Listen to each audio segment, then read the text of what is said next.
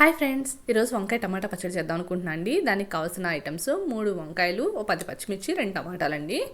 ఓకేనా, అన్నీ కడిగి పక్కన పెట్టుకోవాలండి.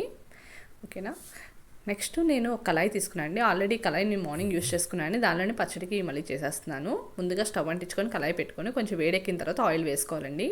ఒక గరిటె సరిపోతుందండి, ఆయిల్ ఎక్కువేం పట్టదు. పచ్చిమిర్చి మాత్రం కంపల్సరీ కడిగి ఘాటు పెట్టుకొని వేసుకోవాలి, లేకపోతే తుల్లుతాయండి. దాని లోపల చిన్న గింజలు ఉంటాయి కదా, ఇవి గట్టిగా తుల్లుతాయి అనమాట, మండిపోతుంది. అందుకనే ముందుగానే జాగ్రత్తగా కొంచెం దూరంగా ఉండి పచ్చిమిర్చి వేసుకోండి.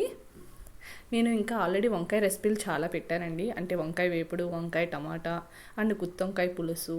ఎవరికైనా ఆ రెసిపీస్ కూడా కావాలంటే ఒకసారి చూడండి. పచ్చిమిర్చి వేగితేనే మంచి టేస్టీగా ఉంటుందండి పచ్చడి.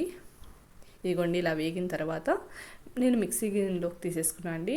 ఈ మిక్సీ గిన్నె కూడా నేను చట్నీ వేసాను, సో అదే కడిగి మళ్ళీ యూస్ చేసేసుకుంటున్నాను. ఓకేనా, తర్వాత 2 టమాటా కడిగి కట్ వేసుకున్నాను అండి. ఇలాగా కొంచెం సాల్ట్ యాడ్ చేసుకోండి, తొందరగా మగ్గిపోతుంది అనమాట టమాటా. ఈలోపు ఆ వంకాయలు కూడా కడుక్కొని వేసేసుకున్నాను అండి. దానిలో సాల్ట్ ఆల్రెడీ వేస్తాం కాబట్టి సరిపోతుంది. ఎందుకంటే వంకాయకి సాల్ట్ అయిపోతే కలర్ మారిపోతాయండి ఊరికినే. ఇంకా వంకాయ టమాటా 2 మగ్గిన తర్వాత అది కూడా మిక్సీలోకి తీసుకోవాలండి. వంకాయ తొందరగానే మగ్గిపోతుందండి, ఒక 5 మినిట్స్లోనే. మనం మూత పెట్టుకుంటే తొందరగా మగ్గిపోతుంది అనమాట ఆవిరికి. ఇంకా మిక్సీలోకి కావాల్సినవి వెల్లుల్లిపాయ, చింతపండు, జీలకర్ర అండి మెయిన్ కావాల్సినవి. అవి కూడా వేసేసుకున్నాను. ఇంకా ఈలోపు అవి కూడా మగ్గిన తర్వాత అది వంకాయను టమాటా అది కూడా మగ్గిన తర్వాత యాడ్ చేసేసుకున్నాను అండి. ఇంకా మిక్సీ కొంచెం చల్లారిన తర్వాత మా ఆయన మిక్సీ పట్టారండి.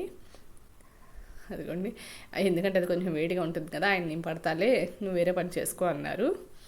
ఇంకా అలా చిన్న చిన్న హెల్ప్ చేస్తూ ఉంటే బాగుంటుంది కదండి. ఇంకా అలా కొంచెం వాటర్ యాడ్ చేసుకున్నారండి ఈయన, ఎందుకంటే టిఫిన్లోకి కాబట్టి మనం వాటర్ యాడ్ చేసుకున్నాను. ఇంకా తర్వాత దాన్ని పోపు పెట్టుకోవడమే అండి. దానిలో కొంచెం కొత్తిమీర, కరివేపాకు కూడా యాడ్ చేస్తే ఇంకా బాగుంటుందండి మనకి. నేను లాస్ట్లో యాడ్ చేశాను కొత్తిమీర.